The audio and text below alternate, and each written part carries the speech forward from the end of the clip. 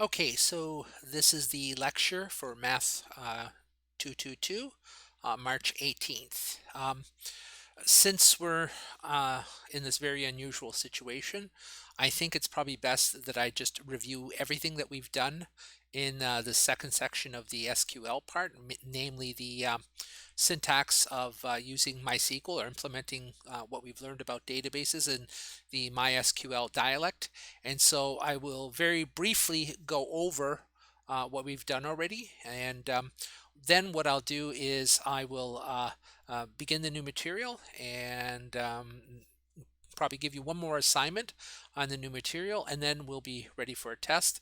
There's basically only two more major topics to go over before we're done with this section of the course, and that is the more robust syntax that's used with joins, and also how to do compound keys, because what I've shown you so far is the old school syntax for primary keys, and it only really allows for one column to be a primary key. And this is because back in the day, people just used single integers, which were auto incremented as primary keys. But you know from your design of databases that there might be situations where you want to have compound keys.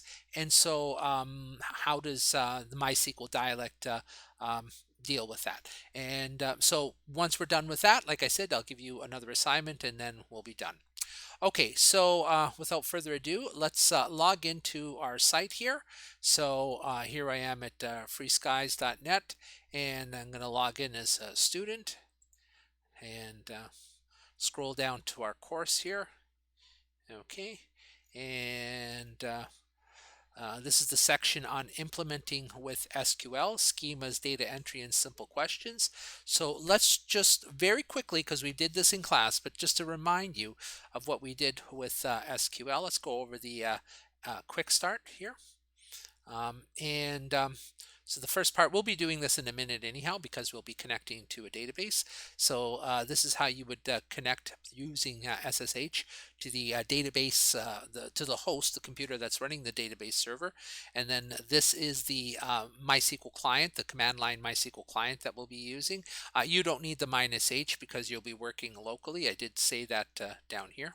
Okay, that can be omitted because you'll be working directly on the computer that is running the MySQL server. All right, and there's a few little bash commands that we went over. There was ls, which is used to list all the files in your current working directory. Remember, this is the environment before you get into the MySQL environment. When you first SSH in, you're in a bash shell by default, and there are commands which you can do within bash. So similarly to the Python, interactive Python shell that we worked with in CSC 151, ls will simply list all the files and directories that are in your current working directory. If you're lost where you are in the file system, pwd tells you where you are, what your current working directory is. cd allows you to change the current working directory, and you simply could give the directory path either as a relative path or as an absolute path. And if no path is given, then cd will just drop you back into your home directory, so that you can always, no matter how far you've strayed from home, you can always just with one command bounce back into your home directory. Okay, so the SQL that I taught you can be divided up into several different levels. First, there are basically database level commands. These are commands that allow you to create a new database and to drop databases.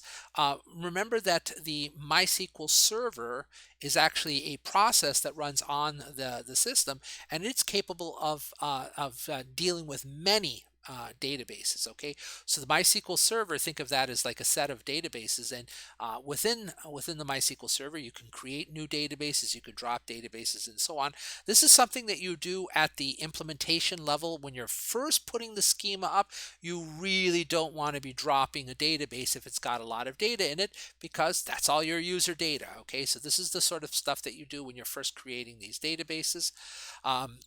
And you've already seen now that even though you can work with these commands interactively, usually you would put them into a file, and usually you would terminate the name the file something.sql, and then you would feed that as a script to the MySQL client, and that would immediately just run all of those commands as if you had interactively typed them. Okay, and so let's just go over these. I won't demonstrate them for you because, like I said, we've gone over them before. This is just meant to be a review. So create database, and then the name of the database. Okay, sorry, over like that. There's the syntax, and then followed by a semicolon. All SQL commands are terminated by a semicolon. If you don't, it will simply the MySQL interactive command line will simply move you to the next line, and will not actually execute the command until it sees a semicolon. So that semicolon is essential. Okay, so create database common underscore college. We'll create a database called common underscore college. And remember our naming scheme. I set up the database server such that anything that begins with common underscore followed by some name is something that we can all, as a database that we can all interact with. And you have full privileges, so you can drop my database, I could drop your databases, provided they begin with the word common. But any databases that you begin with your last name followed by an underscore are purely your own, and I will be able to see them, but only as a privileged user on that database, is what's called root. So your other fellow students won't be able to see your database, and they won't be able to actually drop them either. If you want to see the databases that you have privileges to interact with, it's show databases. You will not see databases of your fellow students because you don't have permission.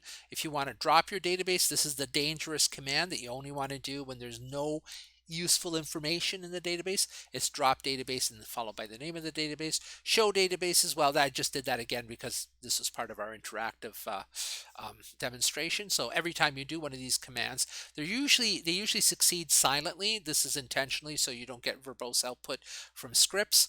But what you want to do is then you want to say, well, show databases again, because you want to say, well, did it work? Okay, after a while, you know when these commands work and when they don't work. But if you're unsure, did it work? Did it drop the database? Show databases. Did your common underscore college database disappear? If the answer is yes, well, no, you did it right. So over here, this is a modification. Create database if not exists, common underscore college, because if you try to create a database that already exists, you'll get an error, and that would kill the possibility of any other subsequent commands in your scripts from being executed. So you may want to try to create the database, but if it fails, don't just kill the script, continue with the commands after it. And same thing with drop database if it exists. So if the database doesn't exist, this command will fail silently. It will not cause an error in the script, and you can then continue to later commands. Because we have all these different databases on the database server, you have to choose which one is your default database. Okay, and so use and followed by the database name and semicolon, we'll say, okay, use that database. Great. This concludes the section of just creating the very highest level of commands of creating databases and so on. But now, once you're on a default database, you want to be able to create tables. So how do you create tables? How do you drop tables? How do you alter tables that are already there? This is basically the implementation of the schema. Okay, so basically to create a table, the syntax is create table, followed by the table name, followed by an open round bracket, which must be terminated by close round bracket, and then a semicolon there like that. Okay, so that must be there and that must be there. If you don't have anything in between, like if this were all blank, that would be a blank table. I'm not sure. I think it gives an error when you do that. But even so, it would be a fairly useless table because this would be a table without any columns. And I mean, I don't know of any use of such a table in SQL. So what we're going to do in the subsequent lines is we're going to give it the schema that is the columns and the type of data that goes into those columns, and then any other modifiers on that particular type of data. This double dash here, that's how you introduce a comment. Okay, so comments are single line comments, and they begin with double dashes.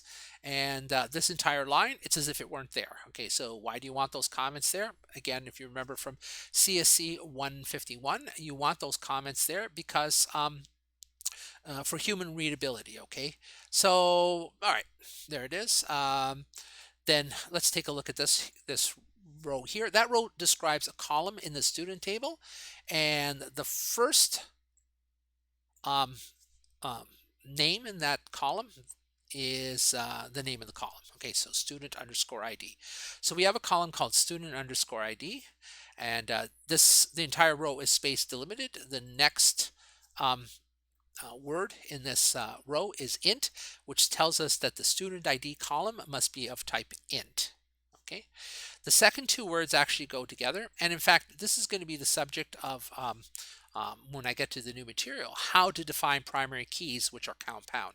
This basically, this particular syntax that you're seeing here, it only works if there's one column, which is the primary key, which is okay for now. Okay, so this says that the student ID column is going to be our primary key, and it also says that we're going to let the SQL Server auto increment it. And so the auto increment, it's very important that you understand how that works. It'll take the next available integer, and that when you insert a new row, it'll simply assign student ID the next higher integer in the list. If you delete a row, it will delete the student ID for that row, and that number will never be recycled again. Okay, so it's always the next higher that's never been used before, whether it's been deleted or not. Okay, so it's a counter which is never reset, and you're guaranteed not to recycle keys this way. This is important because oftentimes you'll have some lint elsewhere in the database which still refers to a row, an ID in a row that has been deleted, and that should never match anything. And if you recycled the student ID number, okay, then it would get associated with some other secondary keys in the database for student ID that you don't want it associated with. So by always going to the next higher integer that's never been used before in the database, you're guaranteed that you'll never have these extraneous and erroneous associations between primary and secondary keys. The next column is first name. I called it first name. It is a type of varchar of up to 30 characters long, and it is not null. It is not null, meaning that this particular column must have something in it. You can't leave it blank. Now, there's actually a lot more possible modifiers that you can add here. If you don't say not null, then null is assumed. Okay, so I could have said null up here, meaning like for the first row that it allows. Sorry, not for the first one because it's a primary key, but say for age, I could have said null to allow a null. But if you don't say something, it'll fall back to the default, and the default is that if you don't say not null, that nulls are allowed for that particular column. Okay, so first name and last name are identical, the only difference being, of course, the name of the columns. But as far as the data type, they're both varchar 30. There's no reason not to do that, and they're both not null. That is, that field must be present. Age is just an integer. Okay, could probably have said not null there, or maybe set a width to that field, but that's all right. Sex is, I guess, probably better name would have been gender, but it's here male and female. Okay, and I have it defaulting to female. So an enum simply enumerates different possibilities. Here I have only M and F, but you can have as many as you like. And I think in the assignment I had Mr., Mrs., and so on. Okay, and the default says, well, if you don't give a sex, then it will default to the female here, like that. You can actually have a default value for any one of them. So for instance, with age here, I could have said default 16 or default 30 or something like that. In which case, if you don't insert an age, rather than it becoming null, which is the current case, it would default to 30 or whatever you put in there. Okay, so I think that's sufficient for an introduction to how tables are defined in SQL. Show tables will show you all the tables that you've created so far. If you don't have a default database, I'm not that you would usually do this, but you could actually show tables from any database that's running on the database server using this particular syntax.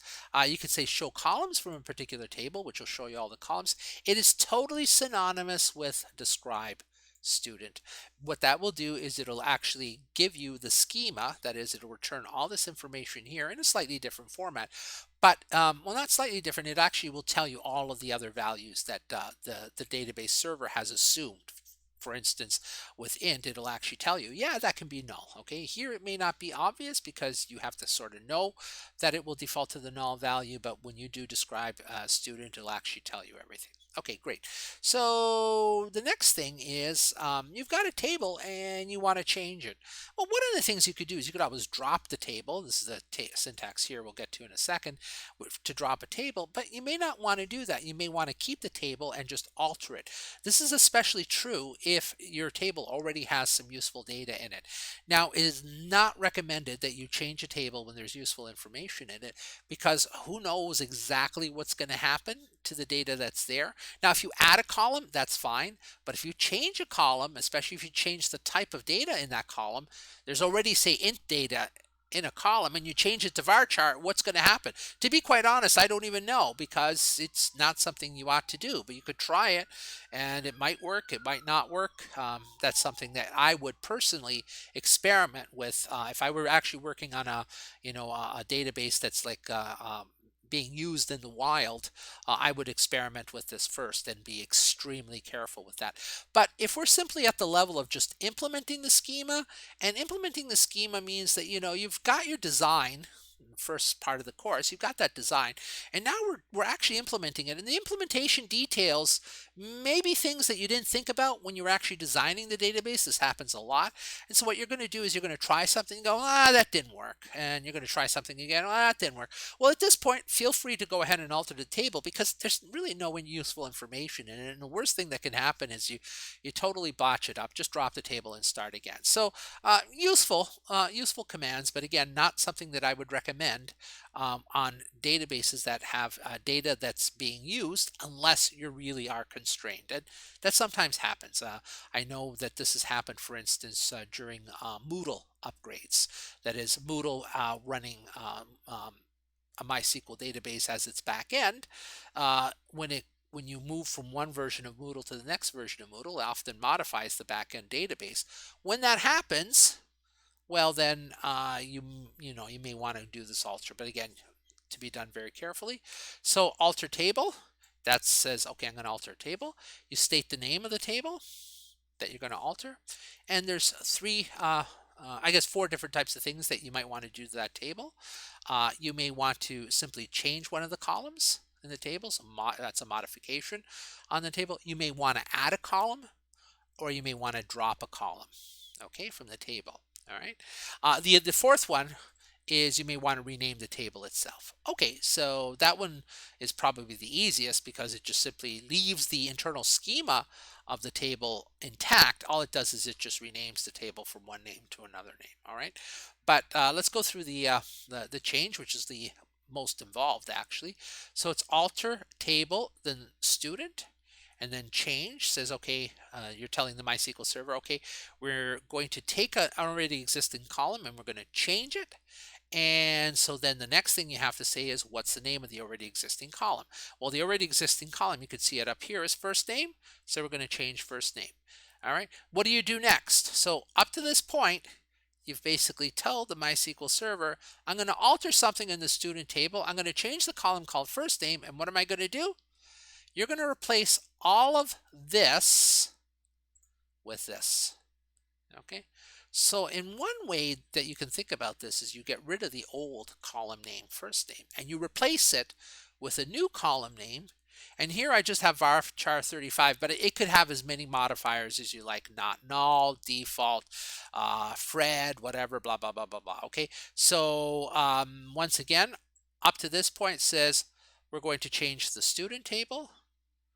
We're going to alter the student table. We're going to change the column that is currently called first underscore name. We're going to rename that column first name without the underscore. And the only attribute to that column is that its type, the type of data in the column has to be varchar 35. Okay. And the next column does the same, but changes it back. Remember, we did these interactively. So I altered it one way and then I altered it back. So here we go. Alter table student, change the column that is now called first name without the underscore, change it back to first underscore name. And now it is a varchar 35 with the attribute of being not null. Okay. You could do the same thing with the last name here. Notice what I did here though. Here I have alter table student, change last underscore name. I don't want to change the name of the column. That's okay.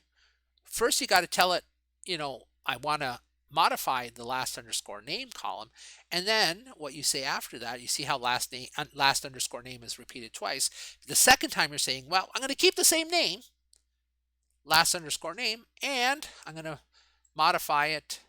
It's going to have type varchar 35, and it's going to be not null. Okay, so that's basically covers everything that you can do with the alter table change.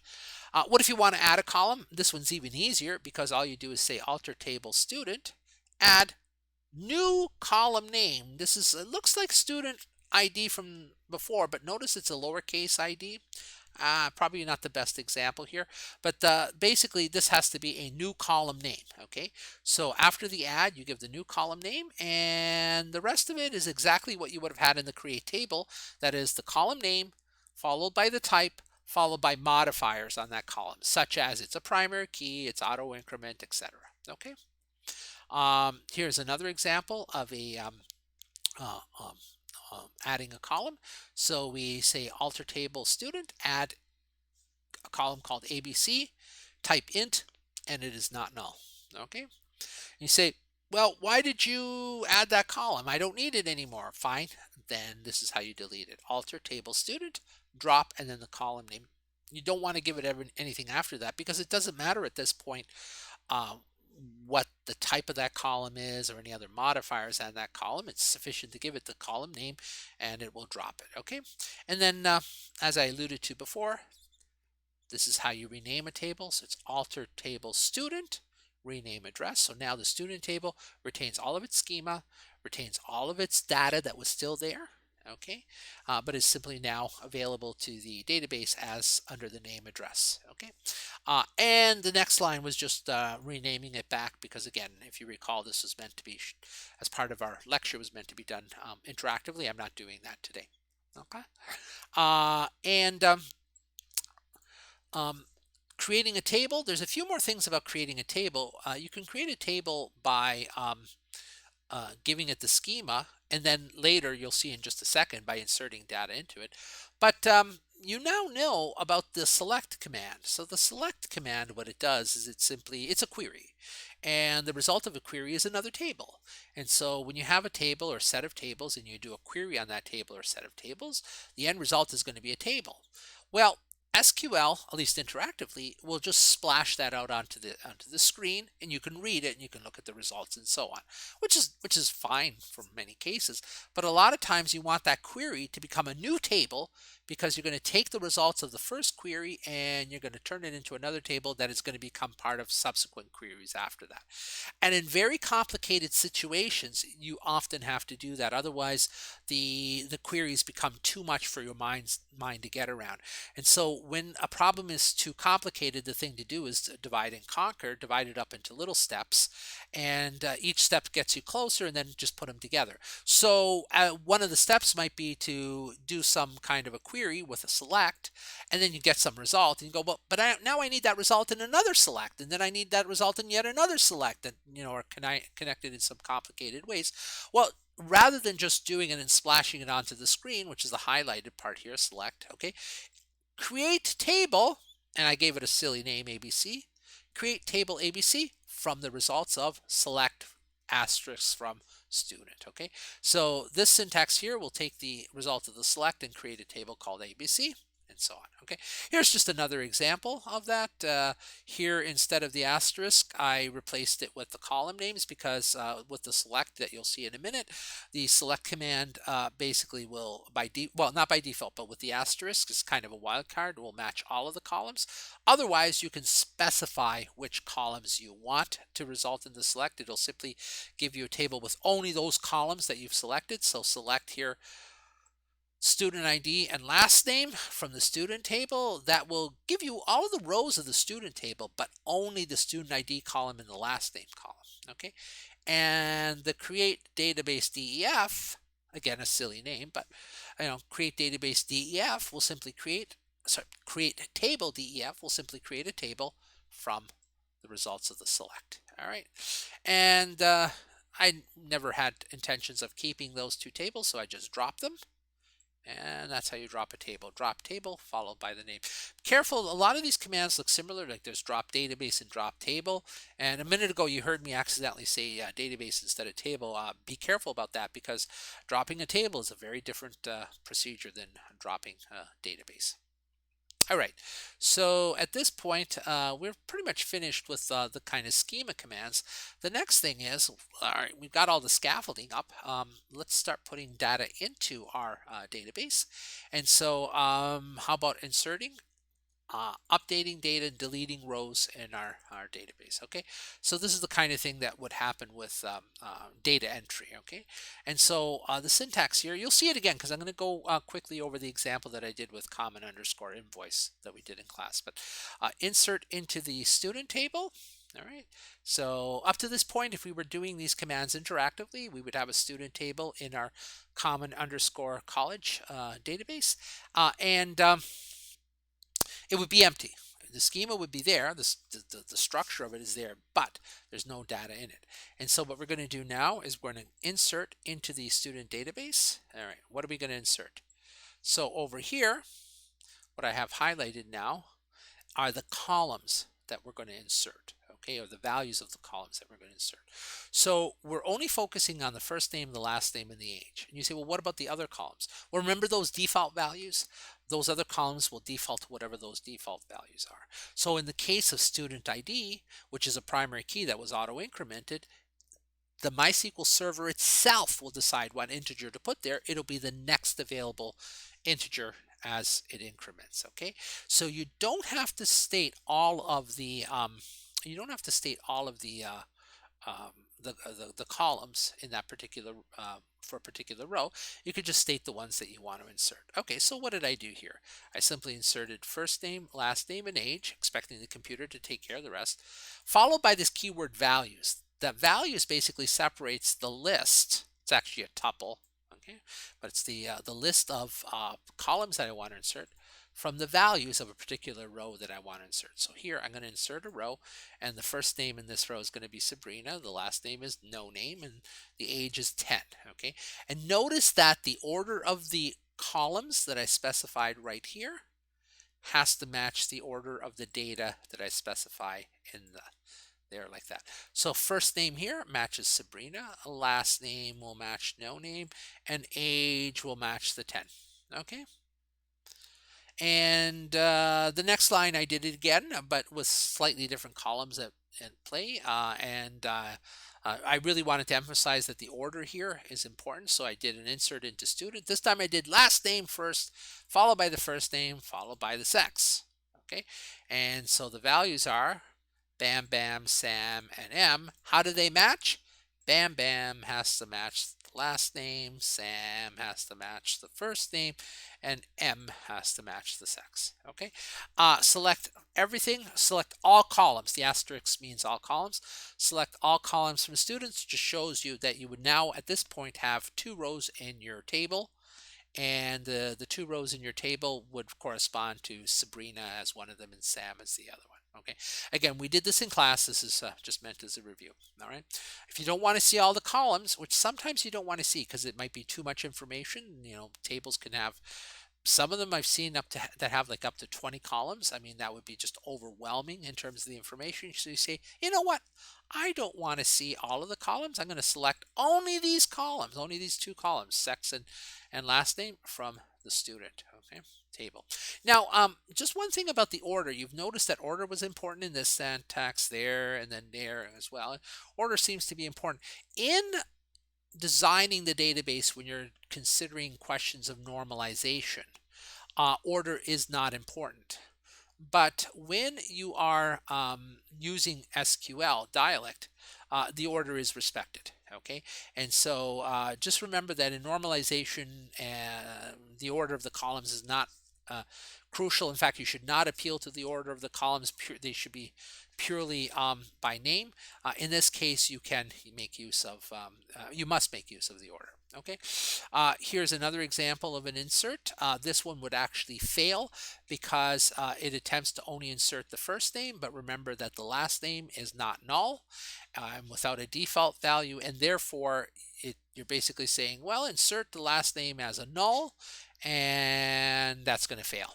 Okay, so if you run these things interactively, um, you would see that this one fails. Okay, all columns that are marked not null must have some value in them, whether you assign the value by the insert command or the MySQL server assigns the value by auto increment. It must be provided somewhere. If null is allowed, well then, and you don't give a value, well then that's what it defaults to. Okay, so great. There's some inserting of data. So once you've got the data in there, what could you do? Well, there's a couple of things. You can update that data and you can delete that data. Okay, so how do we update the data? It's the update command. So update followed by the table name. So this is basically saying, okay, we're going to update a value in the student table. And what are we going to do? We're going to set, and now you can just simply say column name equals value. Okay, and you can actually have several of them. Right here I have just one, but you could have several, or you could do several updates. It doesn't matter, but the syntax does allow you to set one column equal to one value, comma, another column equal to another value, comma, another value column equal to another value. That is allowed if you want. Right here we're going to do update the student table. We're going to set sex to M. Now if you did that and you leave off the rest of this, so leave off the where clause, that update is unconditional. And an unconditional update will simply apply that to all columns. Okay, so if you just did update student set sex equal M, everyone in the table would have the sex column set to value M. If you want to do it conditionally, well then there's this where clause, and the where clause basically reduces, it's a Boolean, it's followed by a Boolean expression, okay, and it simply reduces the number of rows which are matched for the purposes of the update. So where first name equals Joe, so what you're basically saying is set sex equals M only where the first name is equal to Joe. So that will not affect, for instance, Sabrina. First name equals Sabrina. Okay. It says here it throws an error, and I'm not sure why, to be quite honest. Yeah, I'm not sure why at this point. But remember, interactively, there was a reason this threw an error. Now, the update does that. The select can also make use of the where clause, and in fact, this is the poor man's way of doing joins, is to make use of a where clause with a select. And like I said, towards the end of this lecture, I will give you a better way of doing that. But right now, let's just take a look at the where clause. Remember that not all queries, not all results of the select are joins. There are different types of selects. For instance, in this particular select here, I'm kind of using the word query and select synonymously. Okay, so here I'm saying, look, just give me all the columns from the student table wherever the last name is no name. Okay, now we only had one, but if you had like 20 columns that matched with people with the last name no name, then they would all appear. Anyone who doesn't have the last name no name, they would not appear. Okay, and so in the next two lines here, I just simply added some more people. Okay, I just added more people. Remember, this was meant to be interactive. When I did this, you would see that there was actually 4 rows now. There would be a row for Sabrina, a row for Sam, I believe, a row for Julie, and there would actually be 2 Julies. Okay, there would be a Julie here with the sex defaulting to female, and there's a Julie with the sex defaulting to male. And even though they have the same first and last name, they would be different people because the student IDs are different, which one of the points of doing this particular example was to show you that, using this technique of just slapping an ID on every entity in your database is not always the best idea. I mean, you want to do that with care, okay?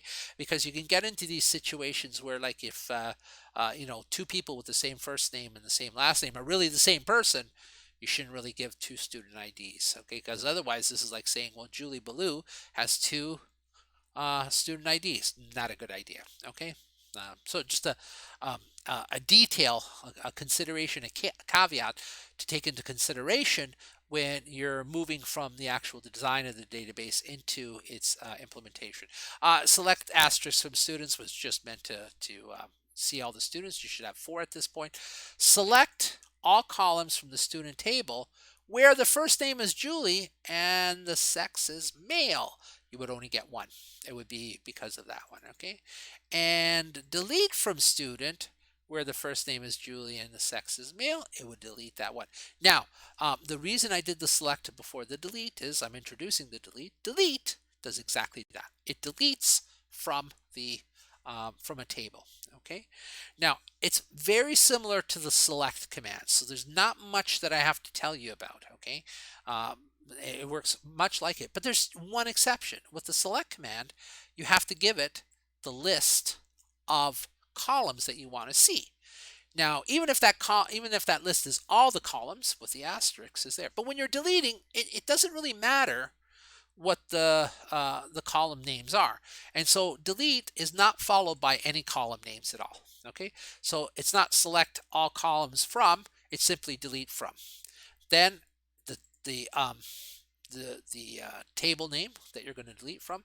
And if you just did delete from student without a where clause, that's an unconditional delete. It would delete all the rows. Okay. Sometimes you want to make use of that technique. Okay. Sometimes you don't. Be careful when you do that. Remember that auto increment counter doesn't return to 0. Okay, so yeah, it'll be an empty table, but that auto increment counter is still wherever it was left off from the last row that you inserted. Okay, and so you don't usually want to do it unconditional, so you have a where clause and you say, okay, what are the conditions? And the conditions are 2. The first name must equal Julie and the sex must equal male. Now, I don't have in my notes here other possible logical conjunctions, but basically it's you've got and, or, and not, and that's it. And for the comparison operators here, you have equals, greater than, less than, greater than or equal to, less than or equal to, and not equal to is the exclamation point equals. Okay, and so yeah, I guess my notes are a little bit deficient in that, but the equals is used almost always because it's always in SQL you're always doing a matching. You're seldom doing not a matching, but sometimes you are. For instance, sometimes you might say, look, I want everyone whose last name is not no name, or you might do something like with a comparison operator, I want all prices above a certain amount, and there it is. Okay, so and then select from student just so you could see it. So if you haven't actually run through this example, I mean, do it. And if you mess up my common underscore college database, don't worry about it. I can, I've got the SQL scripts there. I can always reconstitute it. You can't though, unfortunately, but I could. Okay, so actually you can because I gave you the scripts. They're actually online. Okay, so now simple queries because all right, so this section was inserting, updating, and deleting rows. Okay, this is like, how do I get data into it? How do I get data out of this thing? And I've got data in there and I want to keep some of it and I don't want to keep other parts of it, so how do I modify it? So this is basically the insert, update, and delete. But now once the data is there, I mean, you didn't do all of this work for no reason. You didn't create this schema for no reason. You didn't insert data for no reason. You want to ask questions of the database. Okay, and our databases have been fairly simple, but even these simple ones you'll see, like the common underscore invoice database, there are questions that you can ask that you would not be able to see by just looking at the data very easily. And so you can ask some extremely complicated questions, and that's the whole point of the database, that it would be able to answer those questions very rapidly, whereas a human being, whether working with file cabinets or just, I don't know, leafing back and forth between pieces of paper, it would take them forever to make those correlations, those connections, whereas databases can do them very, very quickly. And so I guess that's the whole point of the database, is the queries. So this is kind of the apex here. How do we do queries? So these are just simple queries, okay? Just to give you the idea of the syntax, the queries can become very complicated, and we'll go through those in a second.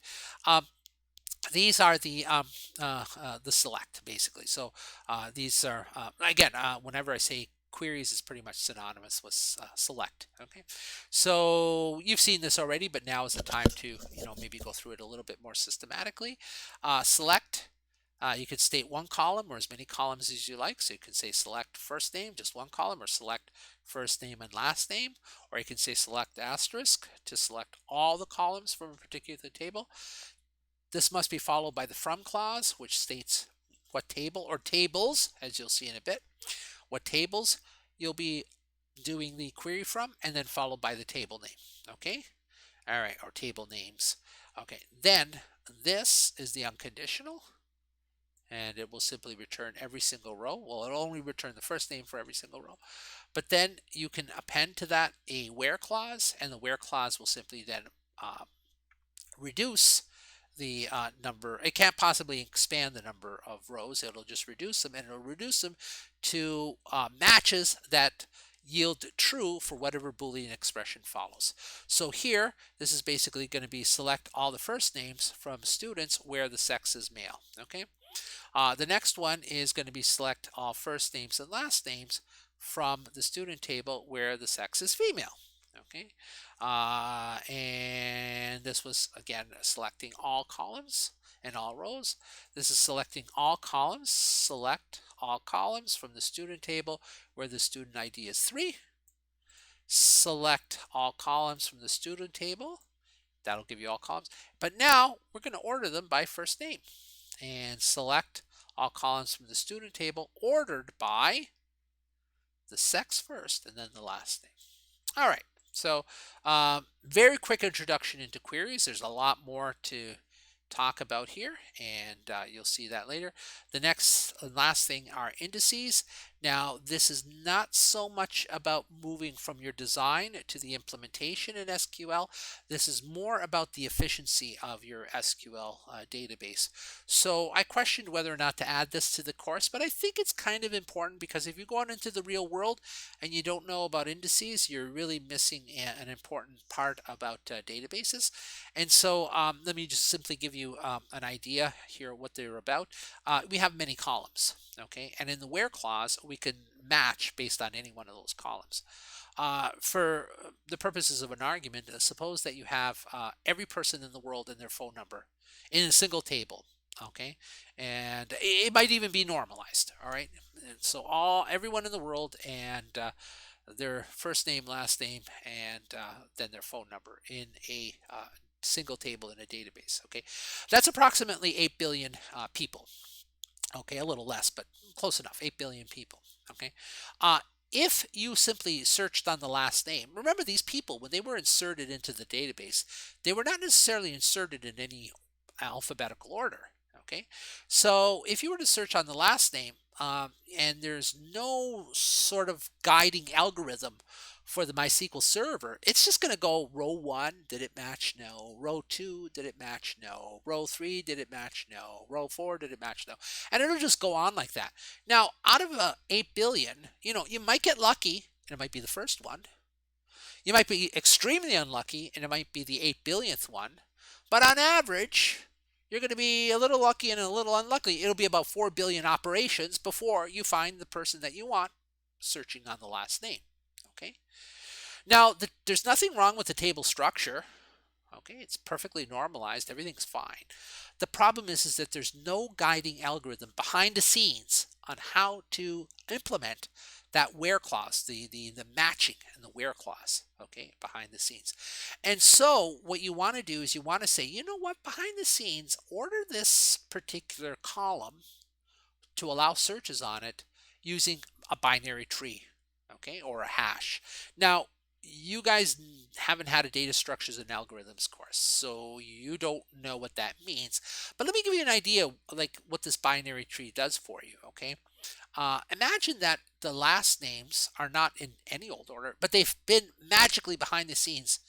As they get inserted, they're put into alphabetical order. So every time you insert a new row into this table, it will automatically be sorted on based on the last name and go into alphabetical order.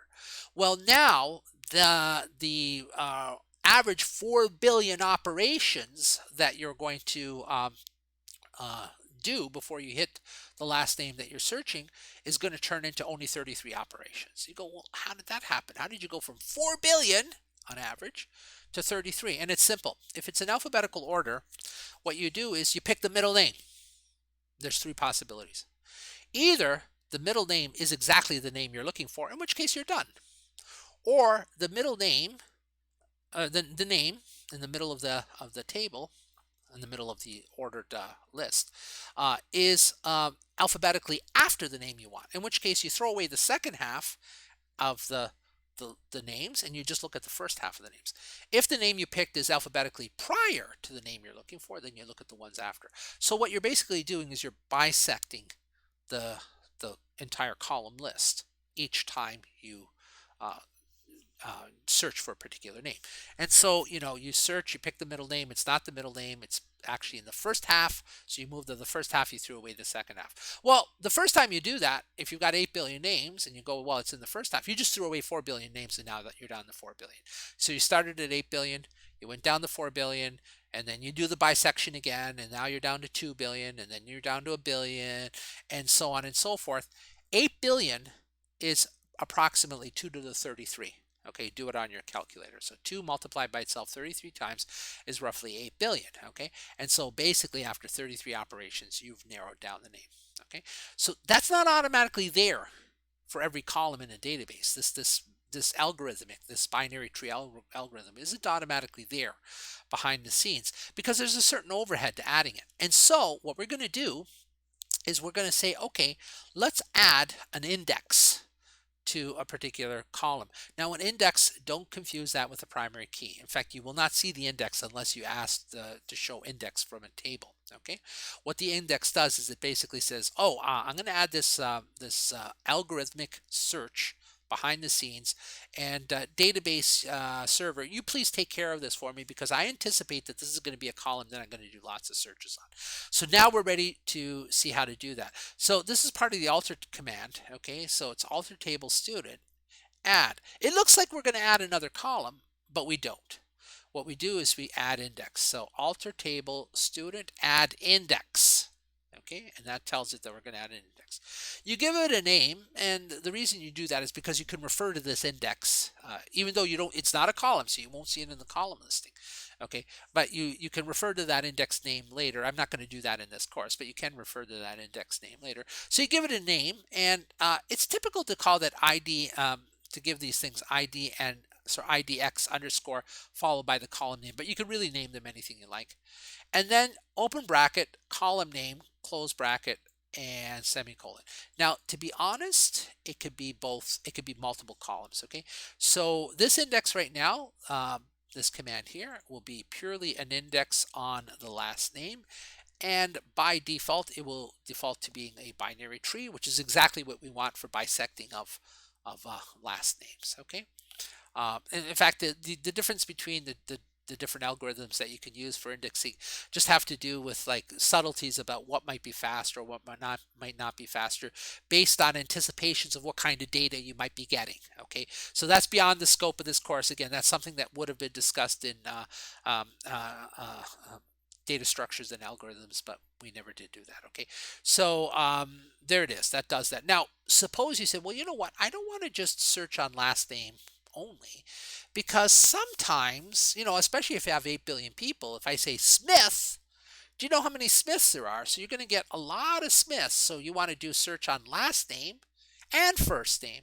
And so what you could do here is you can actually create an index, which is last name, comma, first name, and then it would actually be an index which covers 2 columns, and the algorithm would be this kind of of ordering algorithm behind the scenes on both of those columns in anticipation of you doing some kind of a search based on last name and first name. Okay, so like an aware clause where you have something like last name equals Smith and first name equals John. Okay, so that would speed up that search. Otherwise, if the index were only on the last name and then you have the first name, yeah, you have the binary tree on the last name, but the first name is in just random order. You're not going to get as much of the performance enhancement if you did as you would if you did the binary tree on both columns. Okay, you say, well, what indices do my tables have? Because a describe table only describes the columns and their attributes. To actually see the indices, you would say show index from and then table name, and it would give all the indices. Okay, and finally, if for some reason you have an index on a table and it's no longer useful, and you say, you know what, I want to kind of remove some of that machinery from behind the scenes for performance reasons, well then alter table student, and instead of add an index, you just drop it, and then just followed by the index name.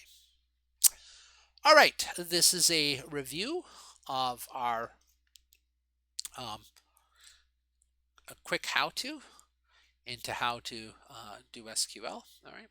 This next link here is basically a link which connects up to an online tutorial. There are lots of them. Okay, I picked this one. I never saw it before the course. I just Googled online, found this MySQL tutorial online, and it looked pretty good. And I said, great. I'll put a link to it, but you might very well find one that's even better. Okay, so in the next 10 minutes, what I'm going to do is I'm just going to go very quickly over the invoice underscore com underscore invoice database that we have online. And so let me just open up a bunch of tabs for that. And I probably won't get to the queries. Let me just show you the schema and the data insertion, and then the queries we'll do in my next lecture. That'll be in the Friday lecture, but that's okay. It's probably better to do it in the Friday lecture because I'm going to contrast those queries with the new syntax, which is the queries using joins, okay, or the syntax for joins. Okay, so it actually makes more sense to put that into the next lecture. I'll talk about the invoice dump probably at the beginning of the next lecture as well. Okay, so let's take a look at the schema here. So this is our database called common underscore invoice. It's basically a database which describes customers, their addresses, products that a company makes, okay, manufacturers that produce those products, and purchases, which is a relational database that relates customers to the products they've purchased. Okay, so once again, there are customers, they have addresses. There are products, there are manufacturers. Oh, and manufacturers also have addresses. So the address table is related to not only customers but also manufacturers. And finally, a purely relational table which relates for many relationship between customers and products. Okay, and so let's take a look here. We have let's take a look here. Let's start right up at the top here. Okay, so first a comment. Okay, and for your assignments you have to have at least a line or maybe two which describes what the database is for, but also add your name in there. Okay, now there's not a lot of you, I know. I'm going to be able to figure out whose database is whose, but nonetheless do that. And then the first line here is drop database if exists common underscore where am I here, common underscore invoice. Okay, so again, the if exists, because if it's already there, I'm sorry, if it's not there and you try to drop it, you would get an error, and then none of the rest would work. Okay, then you create it, and the reason to do that is to start fresh. Okay, and then you use it. The reason you use it is because it becomes the default database. So first we'll create the customer table. I like this particular style where I have the open bracket here as a kind of a space, an empty line, and then a tab, then the name of the column, followed by one or more tabs in here so that all of the types here align. Okay, so customer ID, it is of type int, it is a primary key, and it is auto incremented, comma, next line, next column, I should say. Okay, that column is called first name, type varchar, it is not allowed to be null, comma. Last name, also varchar not null. Sex, it's an enumerated type, an enum. You can only pick between those two. We're going to default to female. Comma. This comment at the end here, ignored. Okay. You can put the comments anywhere you like, but as soon as the SQL interpreter sees those double dashes, everything from there to the end of that line are ignored. Okay. Commercial account is a Boolean. Okay, and that just means true or false. All right, not null. All right. Occupation is tiny text. We didn't really talk much about tiny text, but if you will need to save space, tiny text is smaller than the text field. Okay, maybe a short description about the customer. Okay, a picture for the customer, you can do that. You could actually have binary fields that rather than holding ASCII or integers, can actually hold binary. These are called tiny blobs or just blobs. Okay. Phone number, it's an integer with a width of 10, and this table relates to the address table. It's int not null. All right. And every customer has an address associated with, has one address associated with it. An address may be associated with many different customers and even many different manufacturers. Okay. But every customer has one and has exactly one address associated with it. The reason I say exactly one is because not null. All right. And notice there's no comma after that last one. Then there's a close the round bracket for the entire table. And then all SQL commands end in a semicolon. There it is. Okay. So next, create table address. Nothing much more here that's new. I did the zip here. I did a zero fill in there. That just means that, it's int 5. But, if you have like a zip code for some reason, it's only 4 decimals, it'll put some zeros in the front just to pad it. I don't know, pad, just to show you that you can do various things like padding with leading zeros. There's lots of things like that. I don't know how useful it is to you for you to go into all those details. Here's another one I just thought I'd throw in. It's unsigned. If you really got serious about database implementation, you should really read the manuals. They'll go through all the different types that are possible. Unsigned here means it's an integer, but it can't have a negative number. Okay, only positive numbers are allowed. Here's table product. The only thing new in here is a price. I made the price up to 6 digits long, 2 of which are for the decimal. Okay. And the manufacturer table, there's nothing new here. And the purchase table, nothing new there either. Okay, so that pretty much takes care of the schema. Let's switch now to inserting the data, and that will bring us to the end of this lecture. So just to say this again, all of this, which is the database creation part, and then creation of the tables within that database. So here are all the tables. This is pure schema. Now we're going to say populate this. So all of the schema stuff, I put all of that into one file. All of this that I'm showing you now, it's in another file. Okay. And so this is the file that's called, I think, invoice-data. Okay. So when you start, because we're starting a new, we're inserting a new set of SQL commands, like the old session has ended, we start a new session. The first thing we got to do is common underscore invoice is going to be the database that we're working with. That's our default database. Okay, now the delete from customer, I don't know if I really need it here because I'm going to do this right after I create a fresh database, but I did want to show you it. I think this is more for pedagogical reasons than for practical reasons. Basically, this says, okay, you know what, clear the database. I'm sorry, clear that table. Clear the customer table. Okay, unconditionally delete all the rows. It's fine, but there is a slight problem with this, and that is that if there had been data there before, the auto increment isn't restored, and so some of the values down here, where I use the values as secondary keys, it's not going to work. Okay, so, but anyhow, it's just a pedagogical example.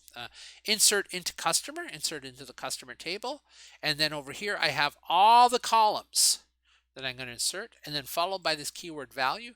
And you can insert multiple rows. This is the first row, okay, as a tuple. So that means tuple means data, comma, data, comma, data, comma, data, comma, data, comma, data. Okay, no comma and then close bracket. Okay, so that's going to be one row right there, and then that's followed by a comma. Here's a second row. That tuple's followed by a comma, and so on. So I'm actually inserting 5 rows in there. Okay, that's just a comment, all right there. Okay, and notice the way I formatted everything. So I like this particular style. Basically, this is the first tuple is the column list. That's the tuple before the word values, the keyword values. So first name, and you can see I lined up all the first names. Last name, and I lined up all the last names. Sex, and I lined up all the sex, and so on. Okay, so there's that. Okay, over here, the address, I'm going to clear out the address, and I'm going to reinsert it. When I do, I'm going to force particular IDs in there. Okay, for the student ID, the way I did that is, notice in this syntax, insert into the address table, and then I immediately go to the keyword values. I don't even list off the tuple of columns. If you don't do that, if you don't list off the tuple, if you don't give all the columns that you're inserting into, it will assume that you're inserting into all of the columns in the table in the order in which they were created when you did the create table command. Okay, so again, the order does matter for the implementation, but it doesn't matter when at the design phase. That is at the level when you're actually thinking normalization and stuff like that. Okay, so now I have these tuples here. Each one of those corresponds to an entire row. All right, and all of the columns have to be filled in. There's the address ID, there's the building number, there's the street name. I forget what all the columns were called, but all the way across they're like that. Okay, so those are the two alternatives. Either you could specify all of the columns or you don't. All right, and here I am inserting into the product table. Nothing very new there. Okay, it's not aligned very well, but price here should be over top of these prices. Here I am inserting into the manufacturer table, and here I am inserting it to the purchase table. And if you take a look at the purchase table, okay, the purchase table here at the bottom is just a bunch of integers, and the reason is that basically we're assigning particular customers that purchase particular products. Okay, so this basically says customer 1 purchased product 1, customer 1 also purchased product 3. Okay, you'll notice that even relationships can have attributes associated with them. So yeah, customer 1 purchased product 1 but purchased 2 products once. Customer 1 did purchase product 3, and I don't even know what product that is, but did purchase product 3, but purchased 2 of them, and so on. Okay, so like, don't think of these relational tables as necessarily just 2 columns, which are the secondary keys from the 2 tables that are being related by end to m. I mean, they can have other columns which qualify the particular relationship. For instance, here I have quantity, but you know what? Maybe customer 1 purchased product 1 twice, 2 of them on one date, and then customer 1 purchased product 1 twice on a different date. Okay, in which case we would have that line in there twice, but for 2 different dates. And so you can continue in this kind of thinking. In some sense, relationships themselves are almost like entities. And I don't want to go back to the whole ontological questions that we discussed earlier, but there's this kind of like, I wouldn't say it's quite an ambiguity, but what do you consider an entity? What do you consider a relationship? There's a little bit of design freedom in that. Okay, and so here the relationship between customers and products, yes, it's a many-to-many relationship, but it can be that many-to-many relationship can be qualified by various attributes, such as how many quantities on which dates, was the customer satisfied with this particular purchase, etc., etc., etc. And I'm sure you can imagine more things than I can. All right, so that ends this class. It is something of a review, but given the unusual circumstances, it seemed reasonable for me to just back up a bit and review. It isn't a total review of everything we did, but it should be good enough. Like I said, we still have to do the queries for this particular table and sorry, this particular database, and then I'm going to switch over to the new syntax, the more expanded syntax for queries that allow for joins, in particular inner, left, and right joins, and also how to do compound keys. We're done at that point as far as new material is concerned. Then we will do an assignment and probably have some online recitation session where we'll talk about these things if you have any questions, and then you're ready for the test. I haven't decided yet how to do the test. I'm probably just going to email you a test and then you email it back. Okay, so this ends Math 222, the March 18th lecture.